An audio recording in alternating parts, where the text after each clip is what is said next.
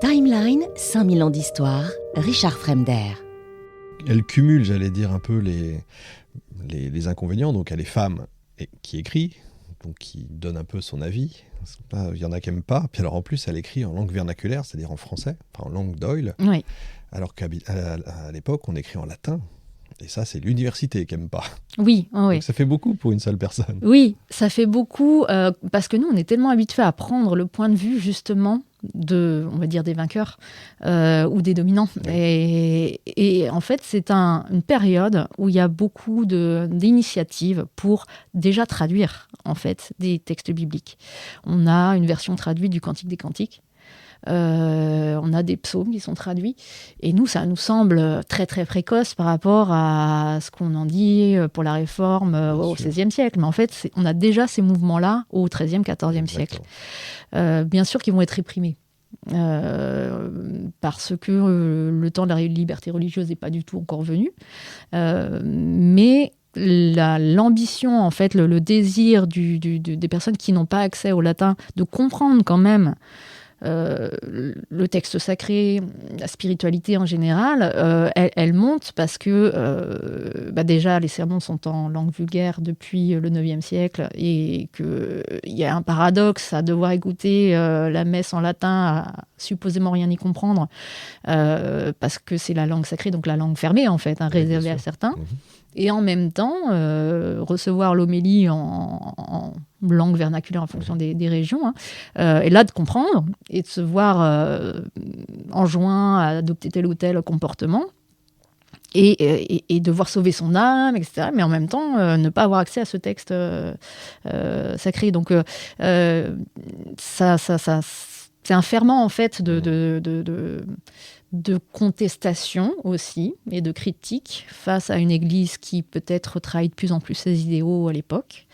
On n'est pas encore aux indulgences, mais on a quand même un enrichissement de l'église et de certains ordres en particulier qui est complètement à rebours de ce que ces ordres professent d'eux-mêmes. Et donc ça, le peuple en général, et quand je dis peuple, il y a aussi les nobles et la bourgeoisie, tout le monde est un peu circonspect. Donc oui, elle écrit en langue vulgaire, elle a sans doute fait traduire très tôt aussi en latin, et ça c'est un degré supplémentaire en fait dans le problème, c'est que elle ne s'est pas cantonnée à un discours qui pouvait être déjà reçu par un certain public. Elle a prétendu être aussi autorisée, être reconnue par des évêques, par des maîtres en théologie. On a une lettre d'approbation à la fin de son livre qu'elle a rédigée pour rassurer ses auditeurs et auditrices, sans doute pour les protéger aussi de poursuites, en disant qu'elle avait consulté un certain nombre d'ecclésiastiques et qui lui avaient dit qu'il n'y avait pas de problème dans son livre. C'est une manière de contrecarrer en fait, l'enquête de l'Inquisition. Malgré tout, elle savait donc très bien ce qu'elle faisait. Oui. Il y a eu une première condamnation en 1300 à Valenciennes. Donc elle savait en 1310, et au moment de faire recirculer le texte, sans doute à partir de 1306, 1307, qu'elle prenait des risques, de toute façon. Oui, parce qu'il a déjà été détruit. Oui, il avait été mis au feu, donc autodafé en 1300. Elle n'avait pas été inquiétée à proprement parler, mais on lui avait... c'était comme un avertissement, en fait. On lui avait dit de ne pas refaire circuler un livre ou un autre livre qui pouvait y ressembler. Donc même on lui interdisait de refondre le texte dans une autre version. À l'époque, ça rigole pas. Ça veut dire, avant d'entrer vraiment dans le texte et vraiment dans le sujet, quand je lisais votre thèse, je me disais, mais oui, ça veut dire que concrètement, elle en a fait plusieurs copies. C'est un travail considérable. On n'imagine pas le temps. Enfin, je ne sais pas si les auditeurs se rendent compte du temps que ça prend, en comprenant bien qu'on ne peut écrire en général que le jour, parce que la nuit, essayer d'écrire à la lueur de la bougie, c'est pas simple. Ça prend un temps infini. Oui, puis c'est pas un petit livre. Oui, voilà, c'est pas 3 pages. C'est beaucoup d'argent. Beaucoup d'argent. Oui, soit c'est du temps, soit c'est de l'argent, et de toute façon, le temps c'est de l'argent, voilà, on a un autre exemple, quelques siècles après, qui est Christine de Pisan, qui va être à la tête d'un atelier de copie pour pouvoir faire copier ses livres, mais qui va vivre en fait de cette activité. Mais elle n'écrit pas les mêmes choses. Non, elle n'écrit pas les mêmes choses, et puis elle a des commandes royales notamment. Marguerite, on n'a pas ces informations. C'est ça. Donc on suppose qu'à minima, elle avait quand même un peu de biens. ce qui discrédite aussi l'hypothèse d'une origine paysanne, ou alors il faut qu'elle ait vraiment des soutiens très argentés, pour pouvoir avoir en effet à minima un exemplaire de son livre, sinon plus. Dans les actes du procès, il est mentionné plusieurs ouvrages. Donc elle devait se promener avec plusieurs exemplaires de son livre, dont certains qu'elle faisait parvenir stratégiquement à des ecclésiastiques, puisque un évêque, l'évêque de Châlons en Champagne, l'a reçu, et c'est lui qui a en fait signalé à l'inquisiteur ensuite que ce livre était problématique. Et c'est pas du format A4 à l'époque. Non. Un petit peu plus grand. Ouais. Plus sur du format A3 d'ailleurs. C'est des grandes feuilles. Mais tout existe en fait. On trouve aussi des tout petits formats. Alors il y a des petits, mais quand on écrit ce genre de choses, on n'écrit pas des tout petits. Non. Il faut quand même que ça reste lisible. Il y a plein de manières quand on étudie manuscrits, il y a plein de manières d'écrire aussi pour optimiser l'espace de la page. Il y a des toutes petites bibles. Oui.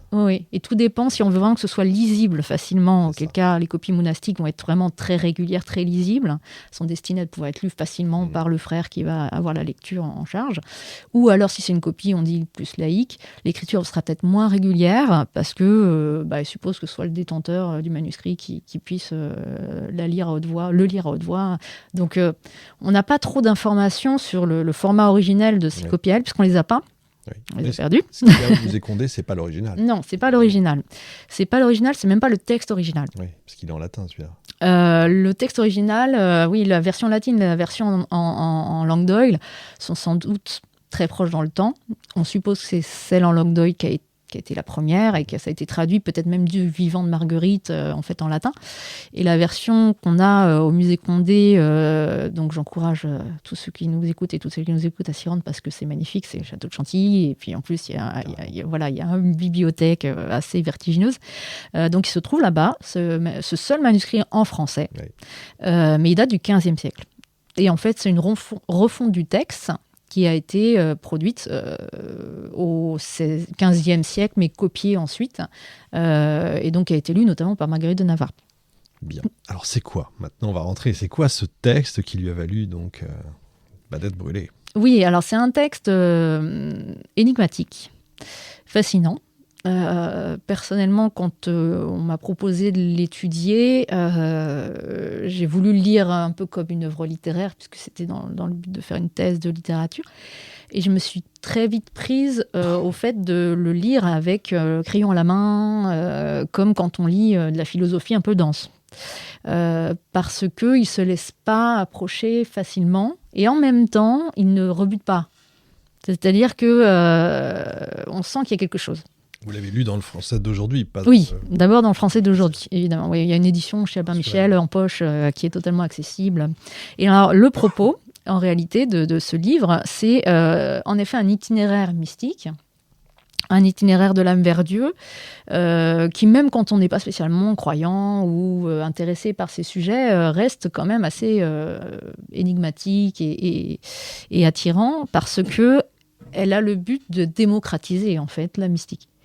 Là où, à l'époque, elle était réservée, cette manière de concevoir la religion, à très peu. Il fallait déjà avoir fait des vœux envers l'Église, avoir une vie religieuse consacrée pour prétendre pouvoir accéder potentiellement à une intimité avec Dieu. Et pour tous les autres fidèles, il fallait passer par l'intermédiaire du prêtre. Voilà. Il y a quand même une médiation, une hiérarchie qui est très importante en fait à l'époque dans la spiritualité. Et elle, c'est ce qu'elle remet totalement à plat, puisque chacun individuellement peut avoir accès à Dieu et peut même, c'est là où c'est encore plus fort, devenir Dieu. Puisqu'en fait, en anéantissant sa volonté, donc c'est presque une pratique, alors je ne dirais pas de développement personnel non plus, mais il y a une posture morale et une réflexion sur soi, un retour sur soi, une introspection, qui amène à se purifier et à arriver à ce qu'il y a de divin en nous, en fait. Donc ça, c'est des choses qu'on retrouvera chez d'autres philosophes après. On n'est pas très loin, en vous lisant, je me posais toujours la question, on n'est pas très loin de la Réforme, effectivement. On n'est pas très loin de cette religion, enfin, du protestantisme, en fait, voire même des cathares. Oui, ah ouais. On dirait une espèce de mélange Oui, on est au croisement de pas mal à la fois en amont et en aval. Les cathares ont une recherche de pureté aussi, pureté morale, entendue de manière assez différente en fonction des uns et des autres. On a du mal à trouver une unité au mouvement cathare ou albigeois.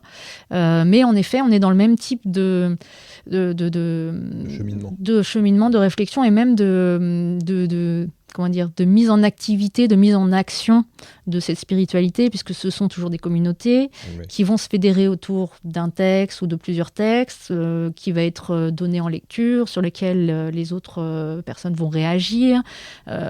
Finalement, c'est presque des performances qui sont livrées avec des soirées débats, quoi.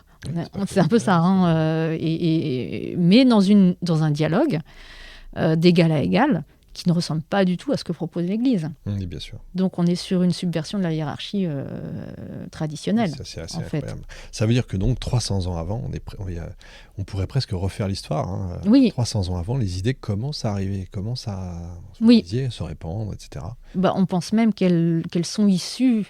C'est toute la question de l'origine, on va dire, idéologique, de l'inspiration intellectuelle, philosophique, voire idéologique de Marguerite, qui est encore un chantier à faire. Mais on trouve des inspirations néoplatoniciennes, peut-être de la gnose, de Saint-Augustin, ça c'est sûr, mais Saint-Augustin lui-même a absorbé pas mal de traditions quand même, y compris le manichéisme, et peut-être aussi de l'alchimie, puisque dans le texte de Marguerite, il y a des éléments très difficile à comprendre si on fait comme ça le tri en littérature non, en philo non, en théologie non.